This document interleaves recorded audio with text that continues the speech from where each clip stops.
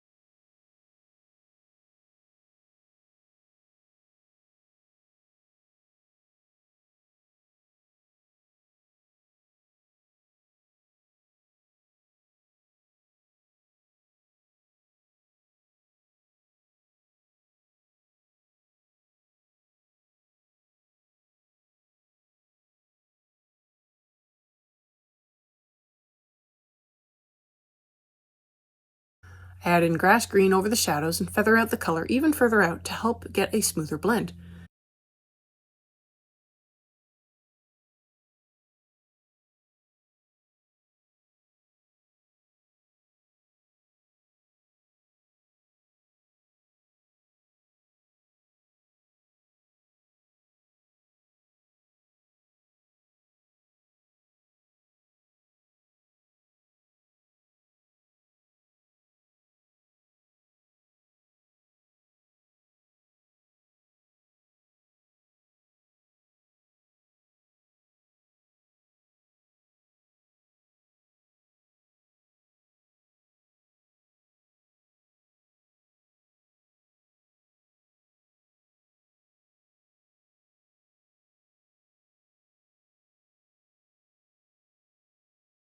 I do the same thing with the leaf green, again moving the blend out a little further.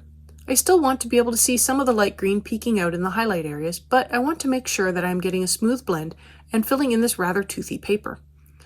If you've made it this far and have enjoyed coloring with me or just watching, I'd appreciate it if you'd give me a like and subscribe to stay informed of when I post more videos. It really helps me out. I'm posting 3 times a week over the summer, and subscribing is the best way to stay in the loop and keeps me going. It is also the best way to stay informed of when I have another freebie available.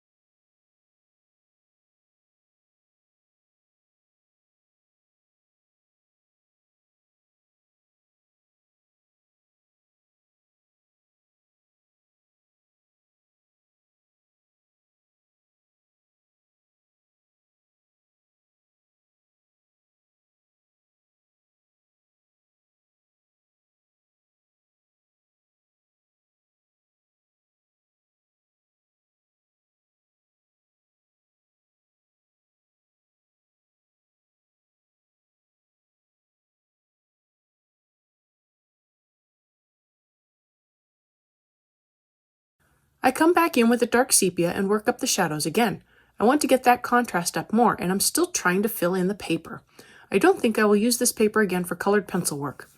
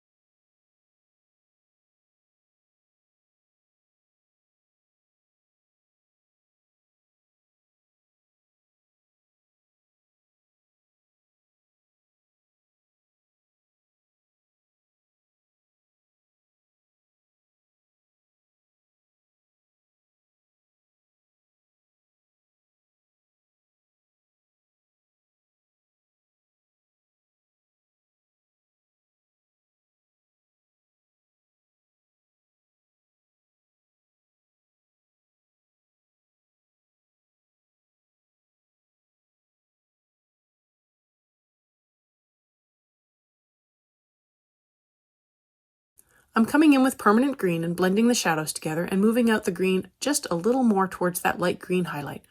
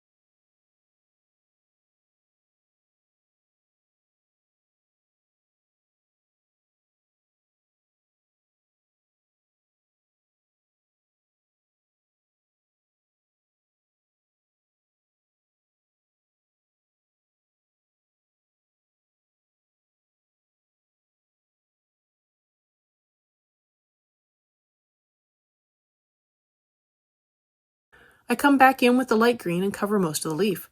I want to fill in the highlight more since so far it has just received one layer.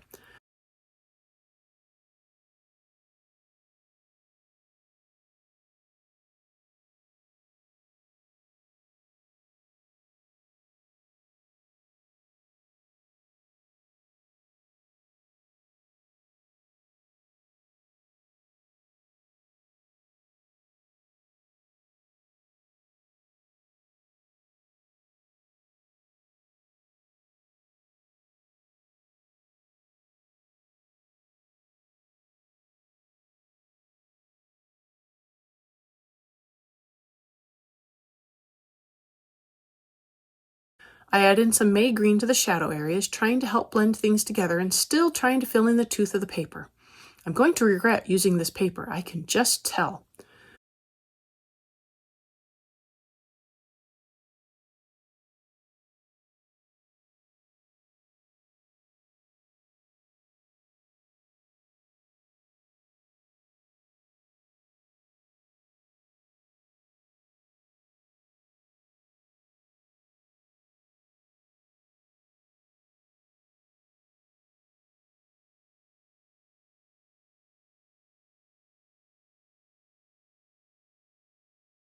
With the grass green, I fill in the central vein as I haven't really given that an extra layer yet and it was starting to look light.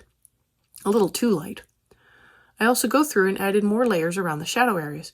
Because the paper is so toothy, the dark green seems to just glide along the top and not really fill in the paper. So the small white dots of uncolored paper really stand out to me, and I have been throwing every color I can at them to fill them in. I don't want to press hard as that will flatten the tooth of the paper and I'll never be able to fill it in at that point. So many layers it is.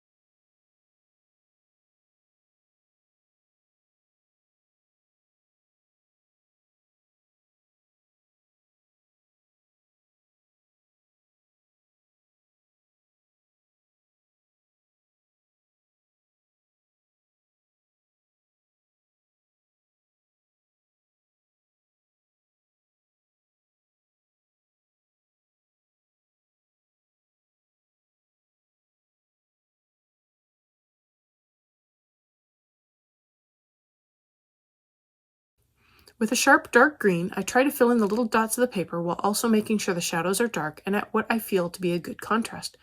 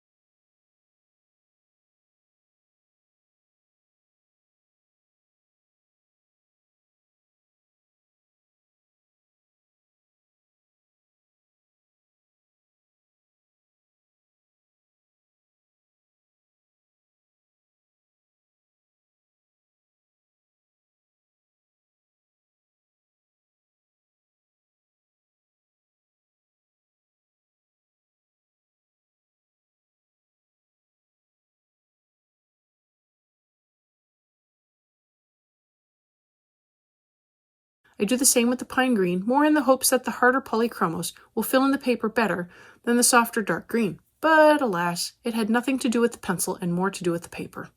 I'm going through and really just touching up now, making sure the contrast is high enough and that I have filled in the paper, which is likely a running joke by this point.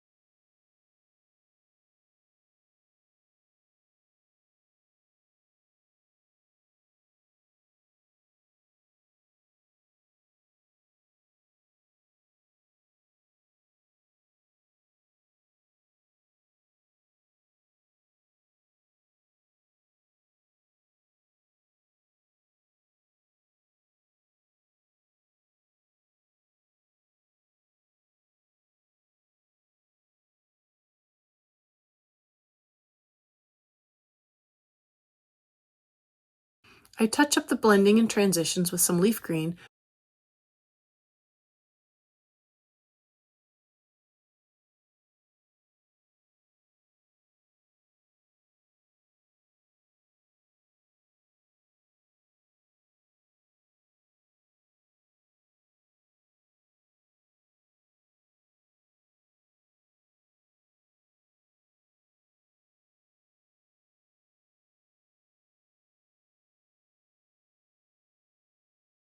Then I come in with ivory to fill in another layer over the highlight to prevent it from getting too dark.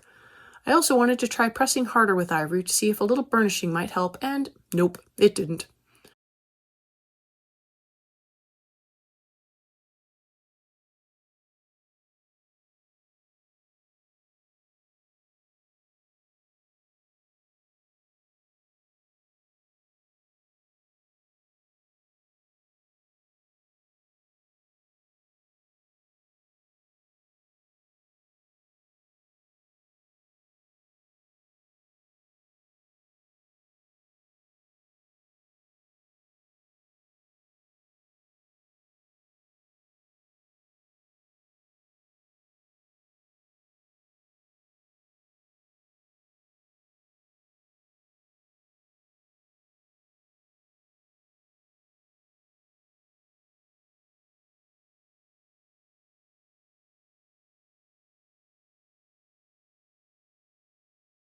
I work up the edges of the shadows with more permanent green and make sure everything seems to transition smoothly before coming back in with more sepia to darken up the shadows.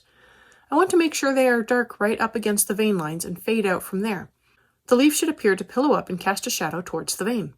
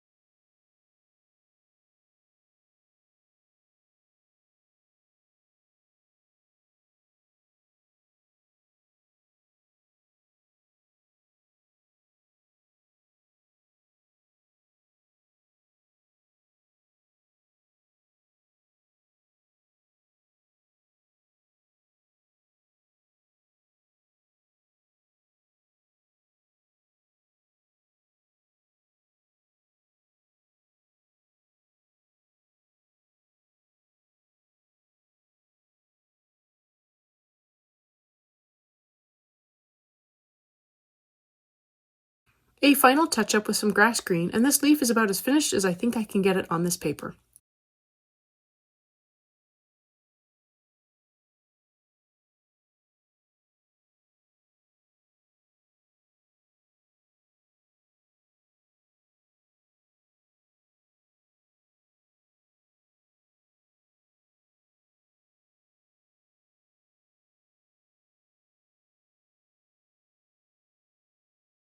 I'm going to work up the other version of this line art. The grayed outlines are visible, but light enough to be easily covered up by most colors.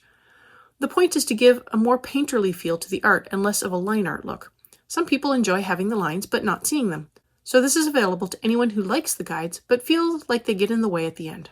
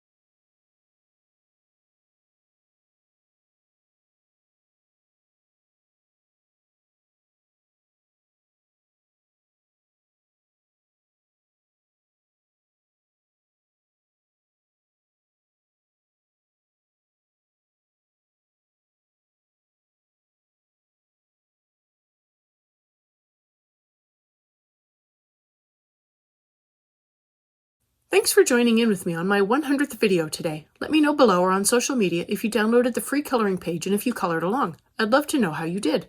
I'm on Twitter, Instagram, MeWe, and Patreon. Patreon has a short write-up, my palettes, and a list of the timestamps, and I've made them available for everyone. And that is where you will also find the freebie. If you have any questions or page requests, please leave them below or reach out to me on social media. I put in a list of chapter breaks in the show notes, as well as a list of equipment I like to use. If you use any of my affiliate links, it really helps me out without costing you a thing. I want to thank you all so much for coming along and joining in with me on this coloring journey. I appreciate all my subscribers and look forward to more of you joining in and coloring along with me. Please like, share, and subscribe to help that happen. Until next time, happy coloring!